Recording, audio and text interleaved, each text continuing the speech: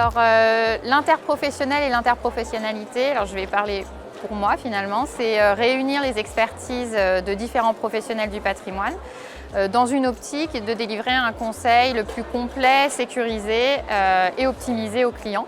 En pratique, ça va être vraiment réunir autour d'une même table plusieurs professionnels pour définir et puis mettre en œuvre ensuite la stratégie qu'on aura choisie pour le client. Donc ça peut être réunir autour de la table finalement souvent le CGP, le conseiller en gestion de patrimoine du client, son family officer ou son banquier privé, son notaire et ses avocats, et puis éventuellement l'expert comptable, souvent l'expert comptable. Et enfin, ça peut être aussi un assureur ou bien un professionnel de l'ingénierie en protection sociale.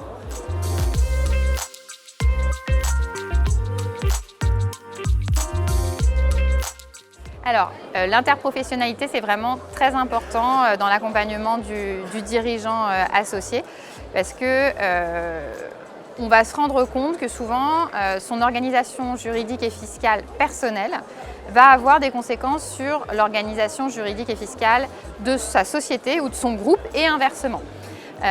On va réunir tous ces professionnels, tous ces conseils autour du chef d'entreprise pour aller vérifier si une stratégie qu'on a mise en place dans un sens ne va pas venir déstabiliser une stratégie qu'aura mis en place un autre des conseils du chef d'entreprise.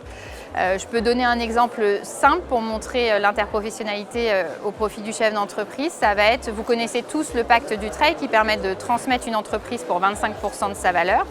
Et bien on se rend compte que quand on va mettre en place un pacte Dutreil sur notamment une société holding, on aura la plupart du temps besoin sur le long terme tant d'un avocat, voire de plusieurs avocats, du notaire, du banquier, du conseiller en gestion de patrimoine ou family officer, et puis bien sûr de l'expert comptable, pour vérifier et sécuriser la mise en place et la mise en œuvre après du pacte Dutreil.